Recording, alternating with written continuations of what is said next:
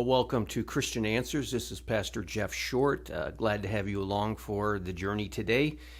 And today is the day after the election of 2020. I don't know when you're watching this program, but today is the day after the election. We still don't know who wins. We don't know if Joe Biden wins. We don't know if Donald Trump wins.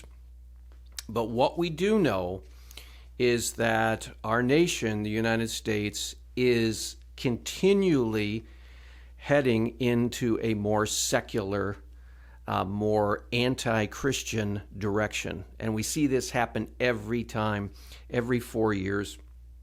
We know, for example, whoever wins, and they're still fighting it out, they're going to fight it out in the court, there are going to be lawsuits, it's going to be a big mess because of the closeness of the election. But what we do know is that Joe Biden has won the popular vote. And this is the second election in a row that the Democrats, the secularists, the leaning socialist party has won the popular vote. So what that means is there is a growing groundswell of people in the United States, mostly younger people, who are voting for secular values. They're voting for abortion. They are voting for gay marriage. They're voting for the transgender movement. They're voting LGBTQ causes. They're voting for the radical socialist agenda. And that is only going to get worse as the older voters, who tend to be more Judeo-Christian conservative, as the older voters begin to die off when they get into their 90s or end of age, they're going to be dying off. And the younger voters, the now teenage voters who are in high school now, they're going to be voting in the next 4-year election. And it's becoming very clear that the United States is fast becoming a secular nation. We see this already in Europe. We see France, Germany, England. We see almost all the Western European nations are on a fast track to almost atheism. It's to the point there where the churches are all emptied out, and I think the average attendance on a Sunday morning in Western Europe churches is 5%, or even less in some cases in the far northern European nations. So it's very, very clear that secularism is the trend right now, and it doesn't seem to be reversing, even though Donald Trump put in a good showing, and who knows, he still may win this election. But even if he does win the election, it's going to simply be a 4-year delay until next election, when the secularists, the leftists, the radicals, the Democrats win eventually and push through that agenda. So we have to begin to think in terms, as Christians, we need to begin to think in terms of the long-term planning that we have to come to, the reality that secularism is here to stay, at least for a while, unless there's some great, huge revival that God sends our way, which we're all praying for. And that can happen. But barring that, we are going into a secular future, and it's only going to get worse and worse and worse as the younger generation, we're talking about the millennials, and we're talking about the even younger generations now, and these younger voters are going to be even more leftist, secular, postmodern, and at the same time, every 4 years, the older Judeo-Christian conservative voters are going to be dying. Thousands, hundreds of thousands of them, perhaps even millions of them every 4 years are going to be dying. And so you're going to be adding millions and millions of younger voters into the mix every 4 years, and millions of older voters are going to drop off the voting roll due to death. And so you're going to get a country here in the United States, barring a miracle from God, that looks similar to something, for example, like a Europe, something like, for example, France or Britain or Germany or something like that. And that's going to be the reality of the situation. And we need to prepare for that. And I think I've been talking about in the past month or so this book called The Benedict Option, written by Rod Dreher, a journalist. It says it's a strategy for Christians in a post-Christian nation.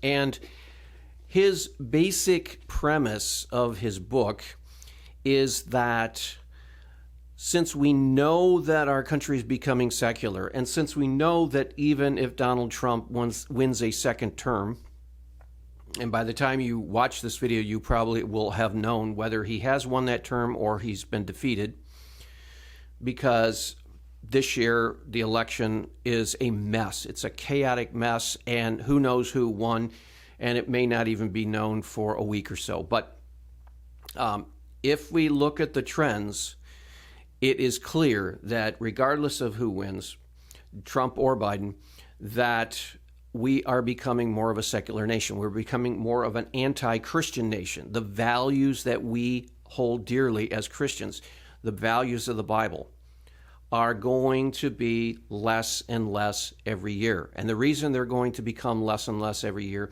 is simply because the people who are going to be voting and the culture itself has basically given up on Christianity, the Bible, the church, and they're turning to all of the many idols that we see in our society today. We live in an age where there are so many idols everywhere, and it's hard to get away from the fact that you can buy almost anything you want. You can go online, you can go to a mall, you can go into a store, you can buy to your heart's content, but that isn't even enough. Now, in this secular age that we live in, with socialism on the rise in the United States, with the secular left seemingly winning the momentum of the culture, even if they don't win a particular election, there will be a day in our country where there will be entitlement plans just like there are in Europe. You'll see maybe even a guaranteed basic income. You'll see free college education. You will see wipeout of student debt. You'll see universal paid national health care like they have in England. You're going to see all of these socialist entitlement programs, and the younger generation seems to go for that. Now, they haven't had to suffer through actual communism and socialism. It's very interesting. Rod Dreher is writing a new book. He's actually written the new book already. And it's called, it talks about the Speak Not Lies, or Say Not Lies. And the premise of that new book is that in the communist nations, the former Soviet Union, that you had to say what the government says to say. You had to speak what the government told you to speak, or else you could be punished in some way. So if you were a shopkeeper, you had to put up the poster that says, "Workers of the World Unite, Communism." You had to toe the party line, because if you didn't, it would hurt you socially. You wouldn't be able to have economic benefits. Your children wouldn't be able to go to a college when they got old enough. You wouldn't be able to get a loan. You wouldn't be able to buy property. You wouldn't be able to get certain jobs, or you would lose your job if you didn't toe the party line. And so the people in the communist bloc countries, as they called them, had to basically mouth the talking points of the communist state. So and that's the way it is right now in communist China. They have a system called social credit system, where you actually accrue benefits if you do things the party wants you to do and say things the party wants you to say. But if you show or say anything against the party, or you object or criticize the party, you get a demerit, and your social credit score goes down. Now, that social credit score is important because if you want to go to college, if you want to apply for a job, if you want to take out a loan, or you want to buy real estate, or buy a home, or buy an automobile, or anything really in their society, your social credit score will be factored in. And if you have a lower social credit score, or if it's going down, you may be denied entrance into a college. You may be turned down from a loan. You may be rejected applying for a specific job. So that's happening in communist China right now. And so the temptation is to speak and say and act in ways that help you with your social credit score. Even though you may not believe them or you violently disagree with them, you know what's good for you, and so you toe the party line. And that's what happened during the Soviet Union's reign of communism, and the Eastern European nations like Poland and Czechoslovakia and Yugoslavia and all of these former communist bloc nations. They had to put up the party posters in their shops if they were shopkeepers, and they had to say and mouth the party lines, or else they would be punished for that. They could be shipped off to a concentration camp, a gulag, or some kind of a work camp or re-education camp or whatever, or they could be punished economically. They could be punished, their children could be punished in school, and so on and so forth. So they had to live a lie. They had to speak lies. They had to build up in their outer world all of these lies just to get by in life, until toward the end of the reign of the Soviet Union, the communist bloc nations, people began to resist, and they would refuse to speak lies. And they refused to put the poster up saying workers of the world unite under communism. They refused to do that at great risk to their own lives. But they nevertheless refused to go along with the party line. And that kind of little resistance, those small little resistances added up. And over time, that's how the large Soviet Union was brought down in some of these nations, because people just simply said, nope, enough, had enough of that. I am not going to live a false life. I'm going to say what I believe. I'm going to act consistently on those beliefs, and I'm not going to pretend that I buy into the communist propaganda that I'm fed. Over there, of course, the state-owned television told them everything to do. They interpreted the news. They interpreted the world events. They told them how to think. They told him how to act. They told them how to talk. And there got to a point where these very brave Europeans under the communist system decided, no, we're going to live our consistent beliefs, and we're going to say what we believe in our hearts and not lie. So the new book by Rod Dreher is Live Not by Lies, and it's showing that this might be a path for us as Christians here in the secularizing West. And what he's talking about in his new book, Live Not by Lies, is a quote from Alexander Solzhenitsyn, who had to endure the Soviet concentration camps and had to endure witnessing those and experiencing life under communism in Russia. Solzhenitsyn coined that phrase, live not by lies, meaning speak the truth at great cost. Live the truth at great cost. Even if it's a small thing, live the truth. Do not bow down to the state. Do not fall in line. Don't repeat the talking points just for your own personal convenience. Stand up to the state. And that's what Rod Dreher is saying also in the Benedict Option, is that what Christians might have to do in the future as we begin to get pushed to the margins of society. And that's what's happening even today. Let's picture a public square, and Christians used to be in the middle of that public square talking and discussing and actively involving themselves in the public life of the nation. But more and more and more, Christians are being pushed out of that public square, and they're being pushed to the sides right now of the public square. They're not totally out of the public square, but they're being pushed to the margins. We're being marginalized. Our Christian biblical view of marriage, for example, is a man and a woman, the union of a man and a woman. Marriage ordained by God in the Garden of Eden, Adam and Eve. He brought them together, man and wife, and that was the first couple. And that is the pattern for all marriages. Well, our culture is rejecting that paradigm. Our culture, our secularized culture, is saying no, 2 men can be married, 2 women can be married. And soon we'll probably run into the polyamory movement where 3 men and 1 woman, or 5 women and 1 man, or whatever combination that anyone wants will be totally accepted. That's the direction we're headed in our secular postmodern culture. Now, as Christians, how do we resist that? How do we stand up to that? Well, we never, ever believe lies, and we don't speak those lies. That's very important. We don't speak the lies. We have to say to the people who are forcing us to speak lies and speak falsehoods, we have to say, no, we believe that marriage is between a man and a woman.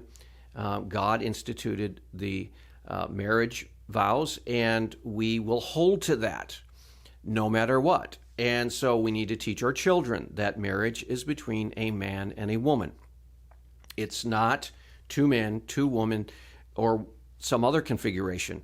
And so we refuse to go along. It's the same way with transgenderism. If there are people who are insisting, and there's laws passed, that may well be the case, that in the future laws will be passed, that if someone identifies as a member of the opposite sex, and if it's a man who wants to be called she, use the pronoun she, there may come a time in the United States even that we will be, under law, obligated to use that pronoun, that false pronoun, to that person. So here's a man standing in front of you, and if that man supposedly identifies as a woman, we are obligated under law, by penalty of fine or even imprisonment, to refer to him as a her. We have to say, we will speak no lies. We will not live in that false reality. You can live in that false reality if you want, but we will not live in that false reality. We will not be forced to live by lies. And so you can put us in jail, you can fine us, you can confiscate our property, you can fire us at our job, and that may be an actual reality that occurs very soon.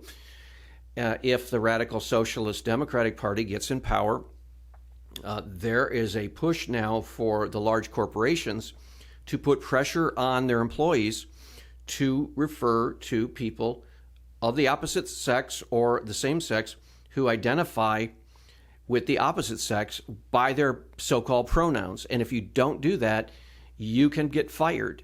You can be fined.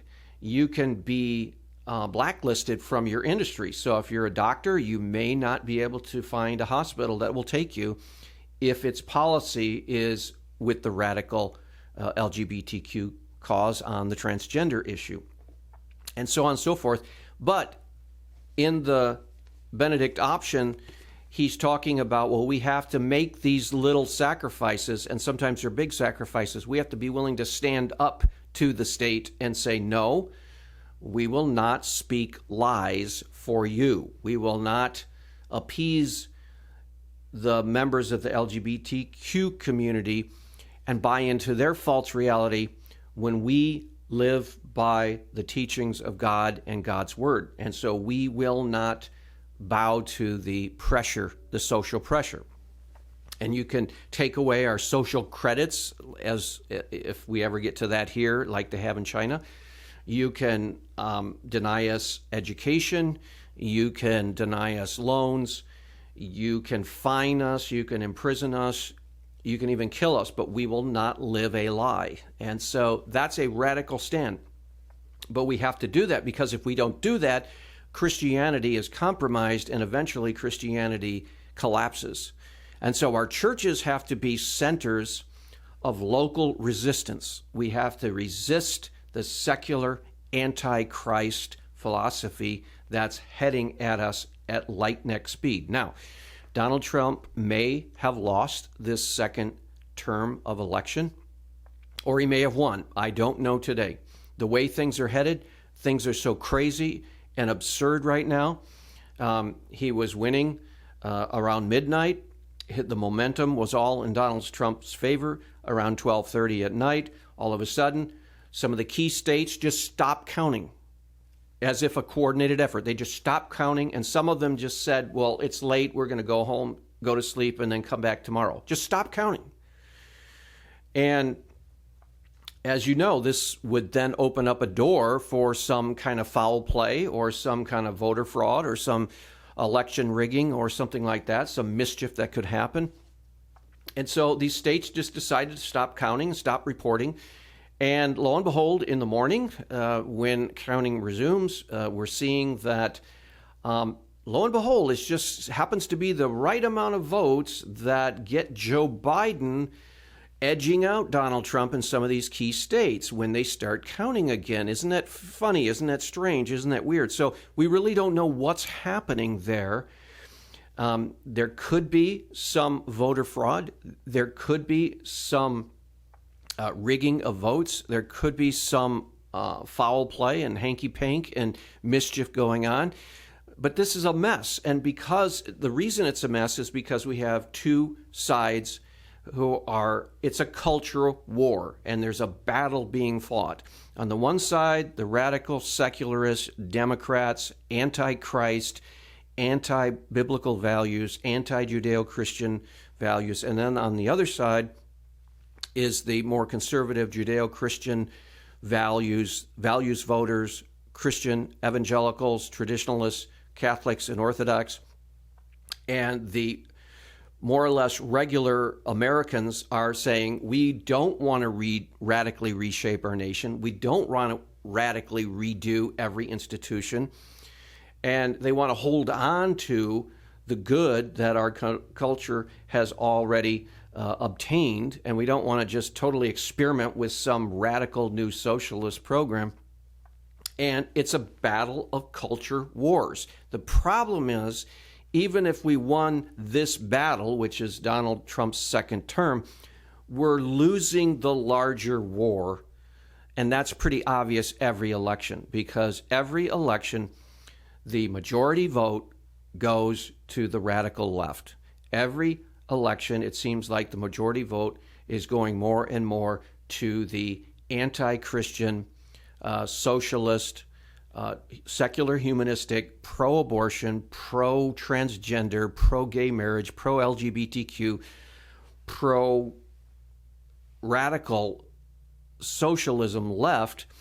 And it's just a matter of time that the battle, the culture war, even though we may win a presidential battle here, and then we may win a presidential battle here again, the second term of Donald Trump, even if he wins, the war is very plain to see, in that unless there's a miracle from God, we're going to eventually lose the cultural war. And we're already losing it incrementally every year. So we have to begin thinking in terms of strengthening our own churches, strengthening our own families, strengthening our own educational institutions, and holding on to these truths of our Christian faith, whether the politics is lost or not, whether the White House is lost or not, whether the Senate. So the mentality has to be that whether we appoint a Supreme Court justice or whether we win a governorship in a state or a mayor in a city, in other words, apart from the political situation, we need to take care of our own business. And what is our business? Our business is to be about the task of living for the kingdom of God by strengthening our families and keeping strong marriages and living according to the Word of God in marriage and family. In educating children in school, we need to not rely on the state school because they are going to let us down. They're going to try to indoctrinate children into the anti-Christ secular worldview. We can't rely on the public educational system. We can't rely on the government to pass just laws. We can't rely on all of these public institutions, the colleges and universities. We can't rely on the colleges and universities at a state level. So we have to go about building our own colleges and institutions and actually strengthening the ones that are faithful right now, and the ones that are not faithful, we need to work to try to get them back into the Christian fold. There are a lot of Christian colleges right now, probably the vast majority of them, who are caving in on all of these issues just so that they can stay alive, because they're dependent on government funding. They're dependent on student aid. They're dependent on student grants, scholarships, all kinds of government entanglements. And what that's going to be doing in the future is it's going to be sucking all of these Christian institutions into the orbit of the secular, humanistic, antichrist government system, and they're going to be very hard to break free of that. But we're going to have to make the sacrifices. We're going to have to not rely on the government for hardly anything. We're going to have to strengthen our churches and stop playing around with church and stop having this goal. I think most churches, sadly, the goal is to grow. If you talk to the search committee of a church looking for a pastor, one of the first things they always say is, can you help us grow? They always want to grow, as if that were the goal of Christianity, is to just grow. Well, that's not the goal of Christianity. The goal of Christianity is described in Matthew 28, where it talks about Christ giving the Great Commission, go, make disciples of all the nations, baptizing them in the name of the Father, Son, and Holy Spirit, teaching them to obey all that I've commanded you.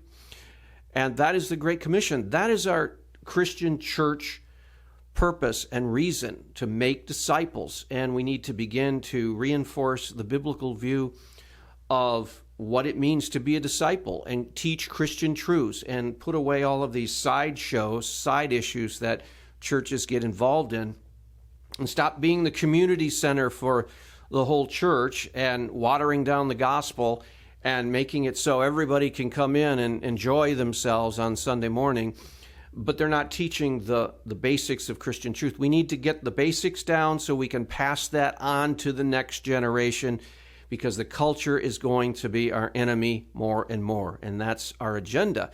And so that's outlined in the Benedict Option. I would suggest you get a good copy of this. But I hope that's been a helpful commentary in light of this election this year, and we'll see you back next week on another edition of the Christian Answers. God bless.